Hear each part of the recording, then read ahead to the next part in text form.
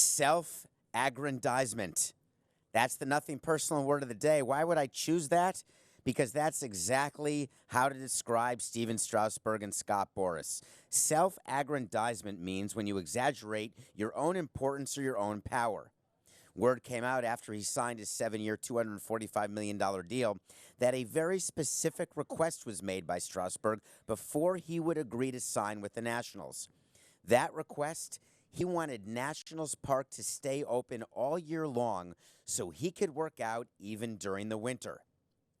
Well, Scott, I appreciate the fact that you share that with us, but that's what self-aggrandizing is. Nationals Park is already open all year. The clubhouse is open. The training room is open. All a player has to do is walk in the door, and we'd even meet you and unlock it or give you your own ID and your own fob. The word of the day is self-aggrandizement, and you know all about that, Scott and Steve. I'm sitting last night, I'm watching a movie, it's late, and I'm thinking, it's 9 o'clock in San Diego. It's not a Saturday. What could happen? I'm monitoring my phone, I'm watching CBS Sports HQ, and then it happens. Gerrit Cole has agreed to sign with the New York Yankees, reported by John Heyman. Well, when John Heyman reports something that has to do with a Scott Boras client, you know it's true. So I immediately sat up. I texted Randy, and I said, I'm available. I'm ready to go on the air and talk about this. How could it be that Gerrit Cole, the most sought-after free agent of the entire offseason, we had to wait until spring training to get last year's big-time free agents to sign? How did Scott Boras get these players signed? And then I saw the terms, and that was it. 9 years, $324 million. That's $36 million a year. Why is it that the Yankees offered $9,324? Well, we found out. The Los Angeles Angels of Anaheim desperately needed to sign Gerrit Cole to match him with Mike Trout. We talked about it yesterday on Nothing Personal and all day on the Q, that the Angels had to make a big move. Their manager, Joe Madden, their newly crowned manager, said they were going to make a big move, and everyone assumed that Cole wanted to be on the West Coast. Well, for those loyal listeners of Nothing Personal and of HQ, you know that it's not about where the team is located. It's about who offers the most money. It's not about Gerrit Cole, where he lives during the offseason. It's about every 2 weeks the size of the paycheck. The Yankees offered a 9th year, and that's exactly what Boras was waiting for, and it was never going to get bigger than that offer, so they agreed and took it before the Yankees could change their mind. It's not a surprise to anyone that the Angels and the Dodgers both offered 8 years, around $300 million, maybe a little under. That would have been the record. An 8-year deal, there's zero chance of an 8-year deal working. And you've got the Los Angeles Angels coming off the big 10-year, $240 million deal with Albert Pujols, which has not worked out in any way. You've got the Dodgers, who have not signed any free agent for over $55 million since Andrew Friedman joined them.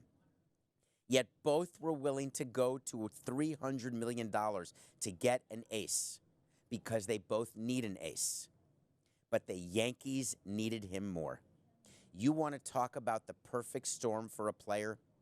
How about finishing second in the Cy Young, going to the World Series, becoming a pitcher who leads the league in strikeouts, throws over 200 innings, and will pitch at 29/30 your free agent year? That's called Yahtzee, or I guess in this case we'd have to call it Monopoly. Will there be buyer's remorse for the Yankees? Undoubtedly. But that buyer's remorse will come at a time when we, the fans, will have forgotten about it, because Gerrit Cole will have won the day today and will help the Yankees get to the World Series tomorrow, win them a ring the day after tomorrow. Don't worry about 10 days from now, which is my code for years 7, 8, and 9, when he will not be effective, when he won't be able to throw 95, 96. 2 extra years more than Strasburg, you say. It makes sense. Strasburg is pitching at 32, Cole at 30. Strasburg, big injury history, Cole none. I understand all of the reasons why the Yankees would do it. It still doesn't make it right. This doesn't change any issues between the MLB labor union and MLB in itself. The top of the food chain always gets paid, and the numbers keep growing higher and higher. It used to be David Price at $217 million. Then it was Steven Strasburg at $245 million. And now it is Gerrit Cole at $324 million. Is that it? Will there ever be another free agent who finds the exact time to be wanted by teams on both coasts, all of whom could afford to have him, none of whom could afford to miss him? Could it ever happen again?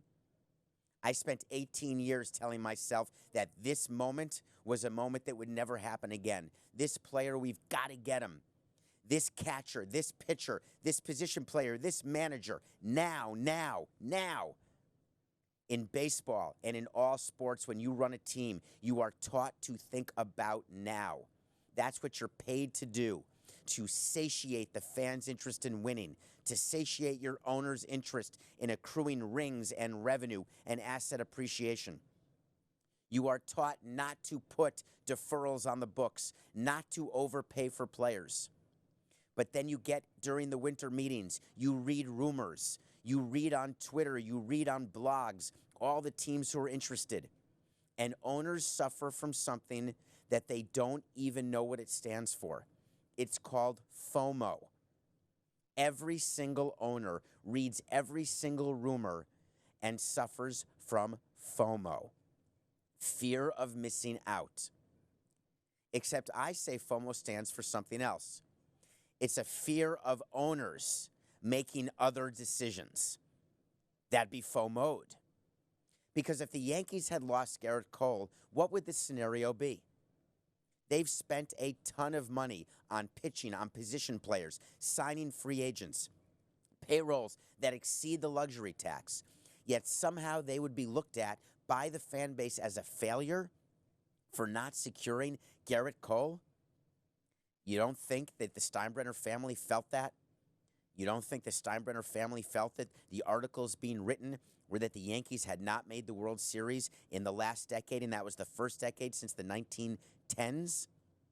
You don't think the owners realized, the Steinbrenner family, the sons, Hal Steinbrenner, Hank Steinbrenner, that they didn't read articles that said, without starting pitching, the Yankees do not have a chance to win another ring? Is it possible that the Steinbrenners sit around watching CBS Sports HQ? Yes, it is on in major league offices. We are watching when we are executives because we've got FOMO'd.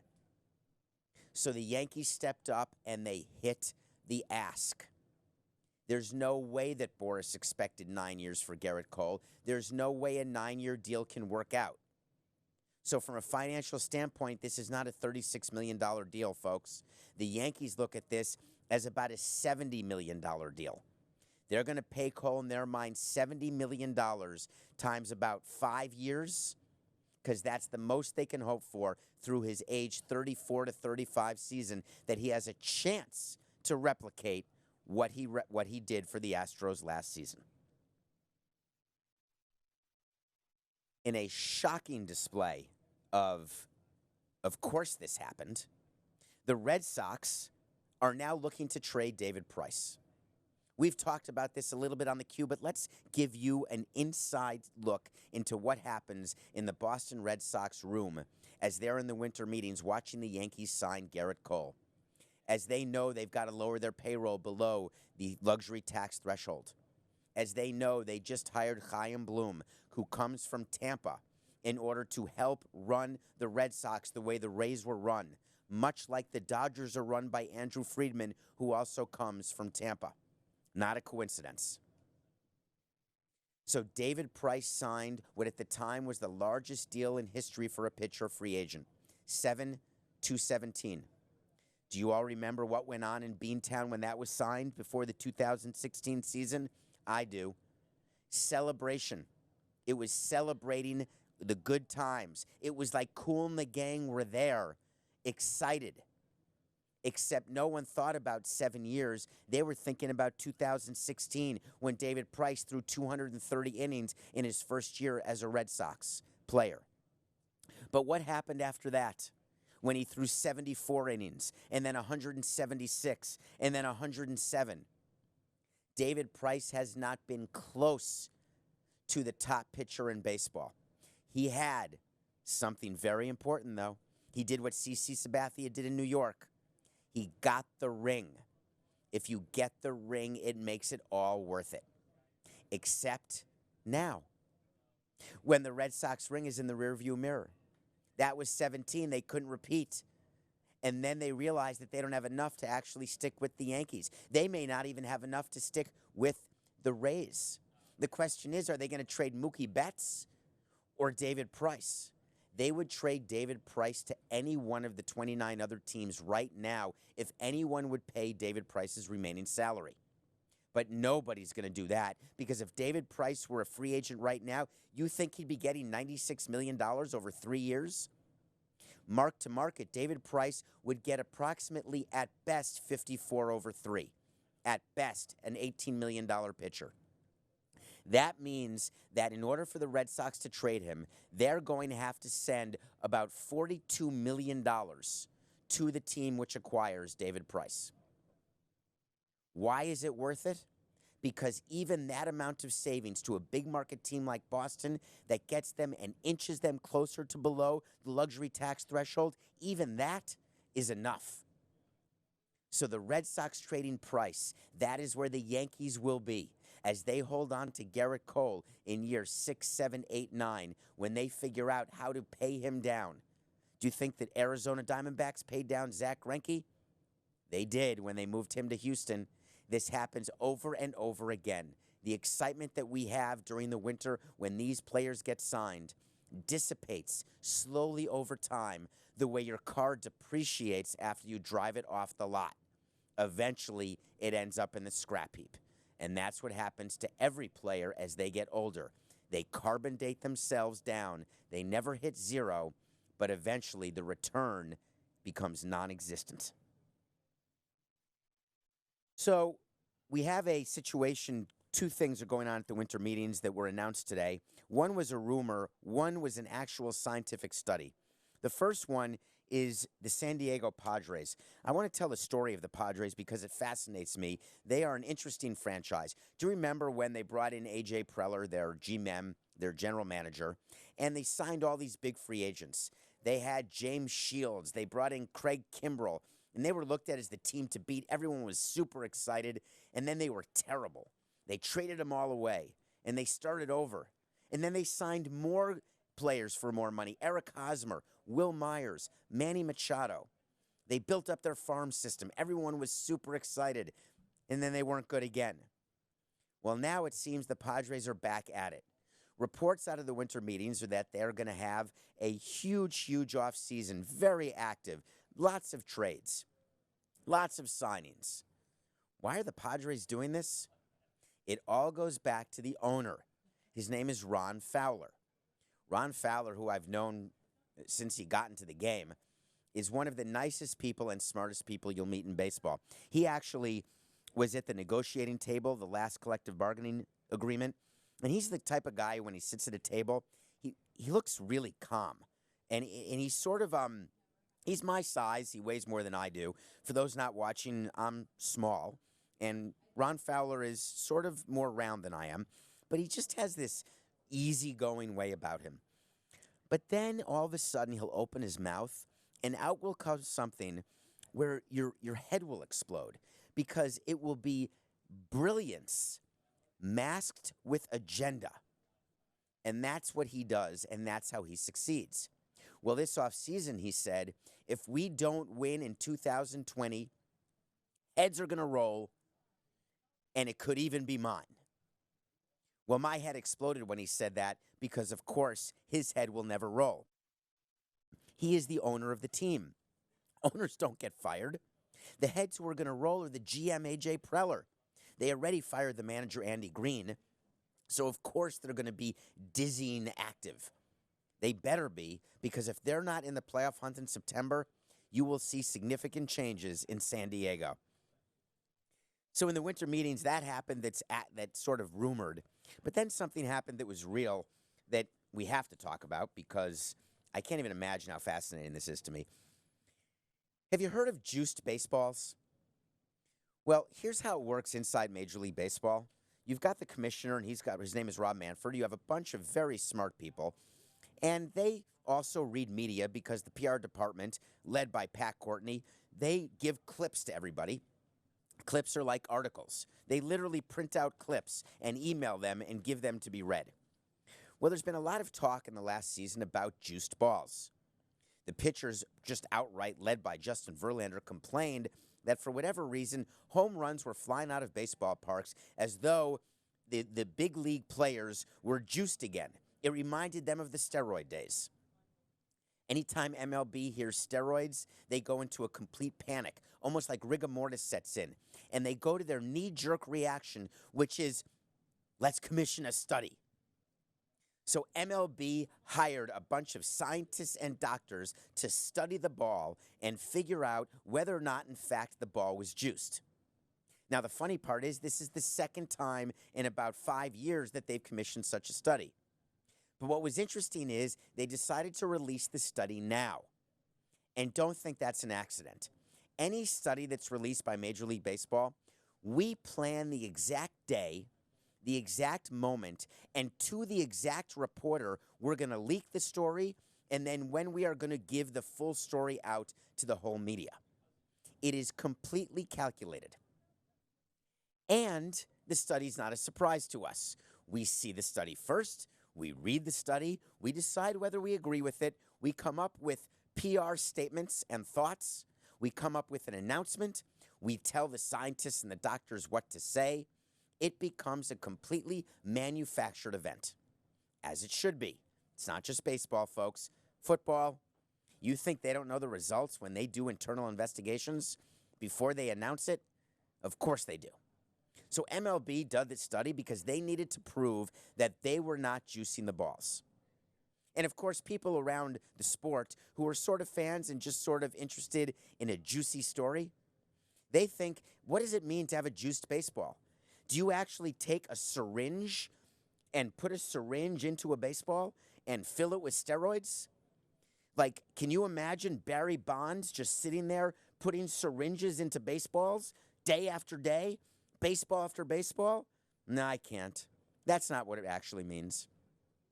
A juiced baseball is a baseball that simply is different than previous year's baseballs, and for whatever reason, the baseball does not have as much drag, therefore it flies out of the park more. Well, the scientists discovered that in fact, and this is coming from the 27-page study, in fact, 60% of the reason of the increased home runs was because of the drag. But 40%, this is outstanding, 40% of the increase in home runs is because players using a different approach to hitting, meaning they were using launch angle, meaning they were studying how to swing, get down on the knob, and swing out of their tush and hit it out of the park because that's how they get paid. Are you supposed to believe that? I don't, and here's why. I spoke to Major League pitchers, and it is contained in this study. The seams on the balls were different this year. They felt different. And pitchers pitch by feel. The way they get movement on the ball, the way they get spin is all through seams. And if you screw with the seams, you have changed everything about the ball. How it gets pitched, how it gets hit, and how it flies through the air. Is it possible MLB and Rawlings had no idea that the seams were different? All they had to do was ask a player, any player, a former player, anybody to hold the baseball that was used this year, and they would have been told immediately there's something wrong with the seams. So when there's something wrong with the seams, could they have fixed it quickly enough? Did they fix it in time for the postseason when there are rumors that the balls were no longer juiced? When the amount of home runs completely decreased? Were the seams thinner? If you asked the pitchers, they would tell you the balls felt different. The question is, what will they do next year? And my answer is the balls will stay the same. No juice, heavy on the seam. A.J. Hinch had to meet the media during winter meetings. So the way it works is, we talked a little bit about this. Every manager has to meet the media. That's just their job. And we try to tell our manager what to say, but sometimes you don't tell the manager or you don't tell him enough, and then the manager gets into a huge pickle. And that is exactly what happened to A.J. Hinch yesterday. Now remember, A.J. Hinch is a guy who manages the Houston Astros. You remember the Houston Astros are a team that's being investigated for cheating and for sign stealing and for having a camera in center field focused on the opposing team's catcher, giving the sign to the hitter by banging on a trash can or flashing lights or whatever the case may be. It is causing one of the biggest investigations that MLB has seen, trying to figure out how widespread this cheating is. A.J. Hinch, as the manager of the team in question, meets the media for the first time since losing Game 7 of the World Series to Davey Martinez and the Washington Nationals. The first question he's asked, what could be more obvious? You're listening to this show right now. Let's say you were doing the interview. And by the way, thank you for listening, subscribing, downloading. Please rate it 5 stars. I think there's a place where you have your podcast, give it 5 stars. And you can follow on Twitter, David P. Samson. But what's the first question you'd ask A.J. Hinch? You would say to him, excuse me, do you have any comment on the investigation that's going on? And that was the first question. And his answer was, I have no comment. I cannot talk about that. Davey Roberts was asked the same thing. MLB made a huge mistake. MLB needs to know that the winter meetings are going on, that managers are going to be in front of the media, and they're going to decline to discuss it. Well, the investigation's ongoing. The managers spoke to the PR people of their teams, who spoke to the PR people of MLB, and it was decided as a group that the best course of action would be no comment. Well, that's wrong. The best course of action is a guaranteed comment, and here's what A.J. Hinch should have said. Well, I appreciate that question, and this is something that's been bothering me since the allegations came out. I can only tell you that I'm in complete support of any investigation that's being done by Major League Baseball because I want the truth. I had nothing to do, nor did I have any knowledge of any stealing of signs other than what is permissible. No technology was used. No nefarious activity took place. The reality is that we are a good home team. We played well at home, but I want this investigation to go all the way through to the end so that me and my organization and my players will be found to have not cheated. That's possibility 1 if you're not guilty. Possibility 2, if you know you're guilty and you know someone's getting fired. You still don't say no comment. You take the microphone, the question's asked, what do you think of the cheating scandal? And you take the microphone and say, I'm in complete support of what Major League Baseball is doing in investigating this allegation of cheating.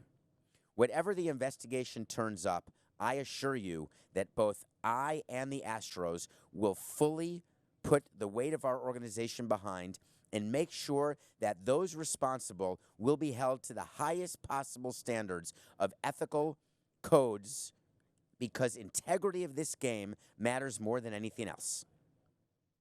And I'd leave it at that. Now, that is saying that, hey, I'm guilty. We're guilty and we know it. If you're guilty and you know it, clap your hands. If you're guilty and you know it, stop saying no comment. So they're guilty, but that would have been the second way. Now, what if A.J. Hinch is the one who was actually in charge of the cheating? What if it wasn't Jeff Lunau? What if A.J. Hinch actually submitted the capital expenditure request to get the camera in center field? What if he were the mastermind of this huge scandal? Well, A.J. Hinch, you got to take the mic, and here's what you say. I've discussed this with baseball. As you know, their investigation is ongoing. The reason I'm not going to comment at this time is anything I say has a really strong likelihood of increasing the size, length, and duration of my definite punishment. I want to say that to the extent that I did anything that was against the rules, that was a mistake that will never be replicated by me, and I apologize on behalf of myself and the organization for causing any sort of embarrassment to the Houston Astros or Major League Baseball or my players. Because for anyone to think that my players would not have won a World Series or won a playoff series because we had access to signs through technology. For anyone to think that just because we violated a MLB rule that will result in a significant punishment, that my players do not deserve the accolades, MVP awards, and world championship rings that we have, you're wrong. Those are your three choices, AJ Hinch. I wish you had taken one of the three. Dave Roberts had a choice of what he could say. Dave Roberts, can you imagine being a first-time manager? You win your division. You take over for Don Mattingly. You win your division. You make it to the World Series. You've gone to the World Series 2 out of 3 years. You just don't have a ring, but you're hugely successful. You're on the hot seat all the time, but you don't end up ever getting fired, which you shouldn't because you're a really good manager. Now we put you in front of the media, and we ask you about your offseason plan. And what we really mean by that is, are you willing as an organization to spend more than $55 million on a free agent? Can we get Rendon? Can we get Cole? Can we get someone to help us win our first World Series, Coca, since 1988? I believe the last Dodgers World Series was 1988. That's the Kirk Gibson year. I'm delaying this conversation, waiting for my guy Coca to say, yes, it was 1988. God, Coca, faster on the Google. So an organization like the Dodgers, top payroll, huge success, no World Series. So Dave Roberts meets the media and says, listen, we have a great offseason plan, and the reason our offseason plan is great is for two things that happened. One, our owner, Mark Walters, has been intimately involved in every decision we've made. And two, Justin Turner is willing to switch positions? This is what Dave Roberts was talking about? Listen, Dave, can I just give you a little hint? Number one, Mark Walters has always been involved. It's only that Stan Kasten, the team president, sort of likes to pretend that owners aren't involved, but they are. And Andrew Friedman, of course, is making decisions as the president of baseball ops. You're paying him $10 million. On the other hand, you think that any of these signings take place without Mark Walters knowing? Every owner in baseball is involved in large free agent signings. You sign a guy to 1 year, you tender arbitration to Jock Peterson. That stuff some owners may not care about. But you want to sign Cole or Rendon to $200 or $300 million deals, and you think that having your owner involved is a benefit? Dave, it's the only way those deals happen. And what about Justin Turner? You're happy that he was willing to change positions? Well, let me ask you a question where you all work. Let's say that I call out right now to Ruben, who's sitting trying to figure out what he's going to do now for the next 15 minutes until the show's over. And let's say he's called by his employer and saying, hey, we're switching your position. Not your desk location. We're actually going to switch what job you do. Do you think he says absolutely not? No chance, you hired me to sit in this chair and do this job. I will not do what you're asking me to do. That would be ridiculous. Justin Turner, just because he's a player, we asked him not to play third base if we get Rendon. How do you feel about that? How do you feel about maybe playing first on a consistent basis? Maybe a few games here or there at second? Maybe outfield? Maybe become a utility guy, but still will get you in there for 500 at-bats? What do you think Justin Turner's going to say? He's got no choice in the matter. And the reason I know about this is I made the same mistake that the Dodgers are making. We actually, in 2012, asked Hanley Ramirez if he would change positions and how he would feel about bringing in Jose Reyes and having him play shortstop. And Hanley said he'd love it, no problem, except he didn't mean it. And that was the beginning of the end of our season in 2012, which, as you may or may not know, ended in complete disaster and, of course, a huge trade with the Blue Jays. But this day and age, someone like Justin Turner, if he says no to a position change, you remind him of the time he was almost non-tendered. You remind him of the time when he wasn't going to make intergenerational wealth the way he has now. I'm not going up to Justin Turner and asking him to switch positions and then pretending that my offseason was made easier because he said yes. Give me a break.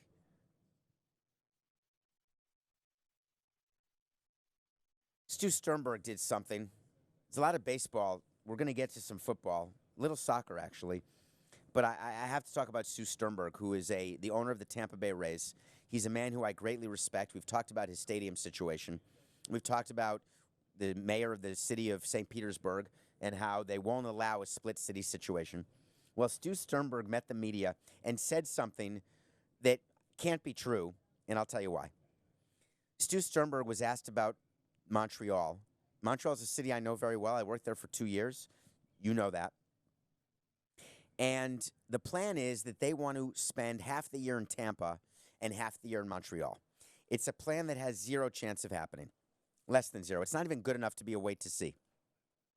But Stu Sternberg said, quote, an overwhelming majority of people across baseball see the brilliance in the Montreal-Tampa Bay split city plan. I got to say it one more time, if you don't mind. The overwhelming majority of people across baseball see brilliance in the Montreal-Tampa Bay split city plan. Hey, Stu, find me one guy who said it was brilliant. One person who has anything to do with actually the sport of baseball. Not someone in Montreal who's trying to get a team back. Not someone in Tampa who's trying to get a stadium built. Find me one person who's ever worked in baseball, not a fan, who's worked in baseball, who's played an inning on the field in baseball. Find me one who tells you that it's a brilliant plan. I think you misspoke. What you meant to say is that the Montreal-Tampa Bay split city plan is brilliant in order to move the team into a fully publicly financed retractable roof facility in either Montreal or northern New Jersey or Tampa or St. Petersburg. Then I would agree with you, because then you'd be right. Because I could find scores of people who would agree in the brilliance of your coming up with the Montreal-Tampa split city plan, which, by the way, is so patently ridiculous that everyone inside the game realized it was a joke, but the politicians potentially didn't, that maybe there's a chance that you can use it as leverage. But why did you take the extra step right now, Stu?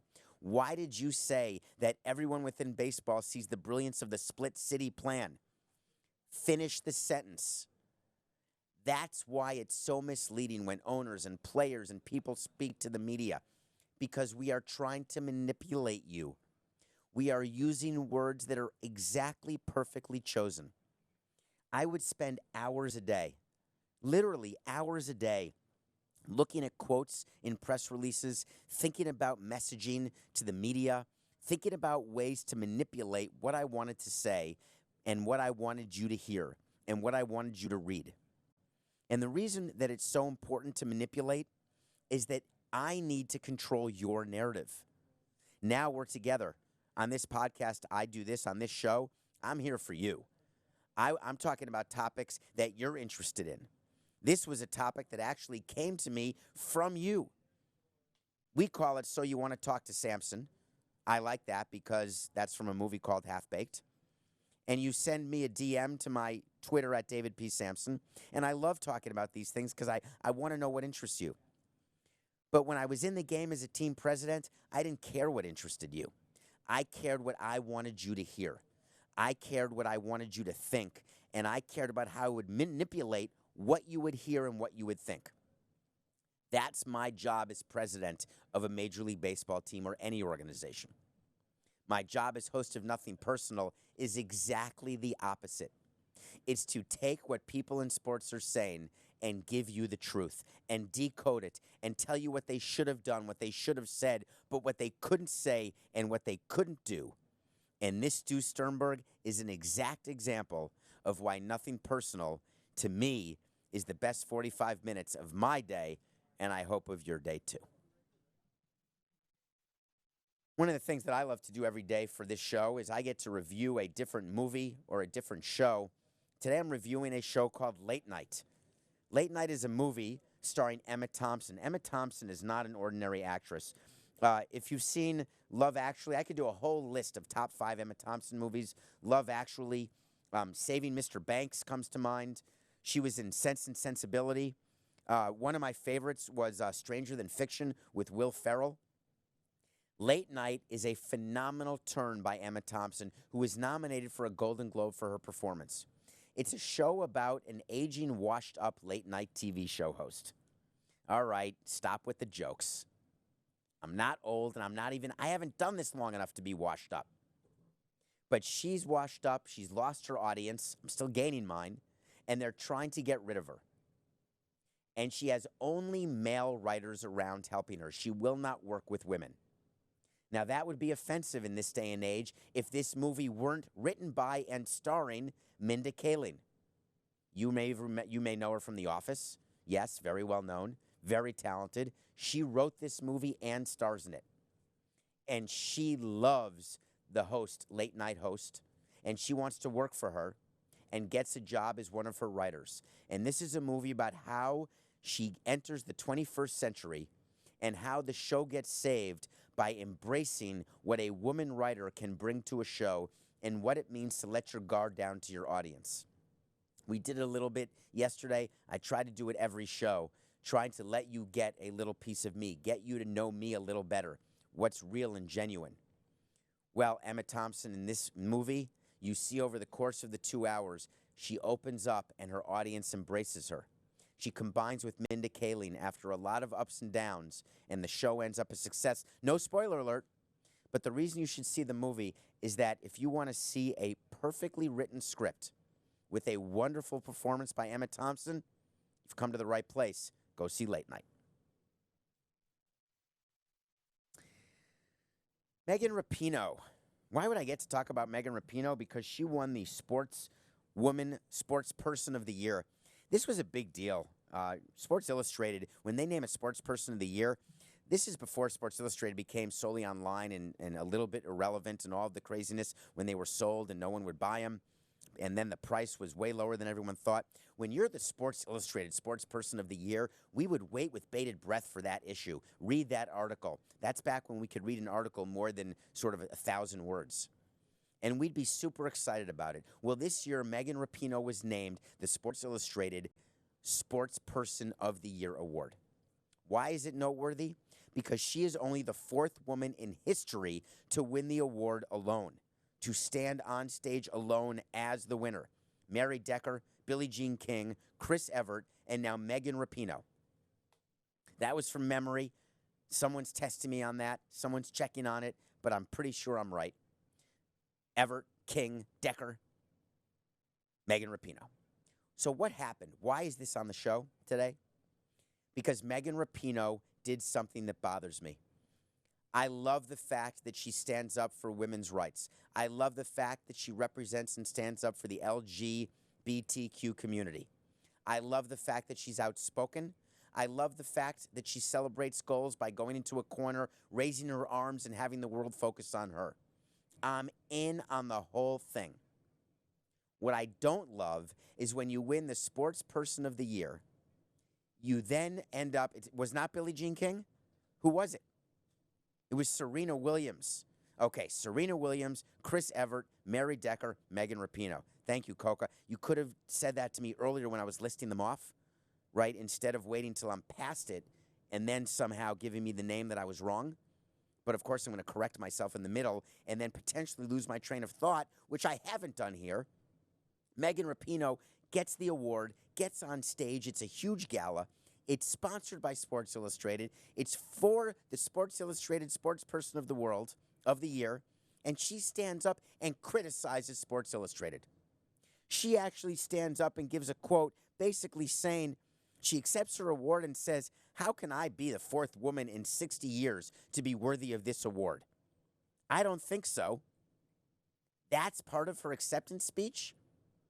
It would be like someone winning an Oscar and saying to the Academy of Motion Pictures, Arts and Sciences, "This is a horrific organization. How could you not honor women more?" I'm fine. There should be more women nominated, winning awards. I'm fine, Megan. Find a better way to do it. Now, you're going to say, because you've got a huge audience at that awards, so you therefore want to do it when you've got a huge sort of captive audience. Well, there's a bunch of you watching and listening to this podcast. Did you watch that awards live? How big was her captive audience that she felt that was the right opportunity? How about standing up there, taking the microphone, accepting it and thanking them, and then having a conversation with them about what they can do to increase the exposure of female athletes, to increase the possibility that more female athletes can be named Sports Illustrated Sportsperson of the Year? Why use your time on stage spitting in the face of the very organization that you care enough about that you want to change? Megan can do way better than that, and she should have done better than that. Going to my pick of the day right now, and this is my favorite part of the show. I don't know what to do about it. So last night, I know you all bet the Sixers -4 over the Nuggets. I know that you had Embiid over Nikola Jokic because I told you to. And for whatever reason, the trend's your friend. Ride the guy while he's hot. I mean, I know that in gambling you don't care if someone's hot, right? That's one of the funniest parts of the movie Let It Ride, when Trotter says how hot he is, but yet no one wants to follow his picks. I get it. So I get that you may be fading me thinking the streak's going to end. It's like when you play roulette and there's been 10 reds in a row and you think, hey, the next one's got to be black. But then it's red again. Well, that's what's been happening with my picks. So today I give you a pick that will not win. I am taking the New York Knicks to actually cover in a game. I'm despondent, miserable. It's pathetic that the Knicks are only getting 5 against the Warriors. It shows how bad the Warriors are. When I saw this line, Knicks getting 5, knowing that they're playing back-to-back, knowing that the Trailblazers crushed them by 30, knowing that Mike Miller is still looking for his first win as interim coach, knowing that the Knicks have 0 chance of beating the Warriors. 0. Even without Curry, Thompson, Durant. Is Draymond playing? Don't know. Don't care. All I know is it's a 10:30 p.m. game, Eastern. Don't stay up and watch it.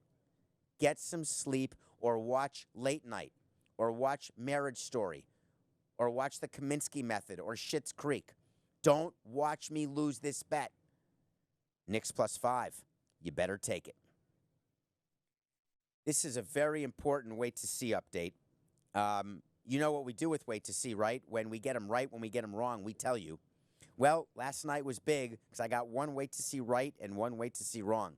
For the loyal listeners of the podcast, you may remember, I told you that there's no chance that Steven Strasburg, Anthony Rendon, and Gerrit Cole, all Scott Boras clients, 2 of those 3 will sign at least after the calendar turns to 2020. How did I do? I lost.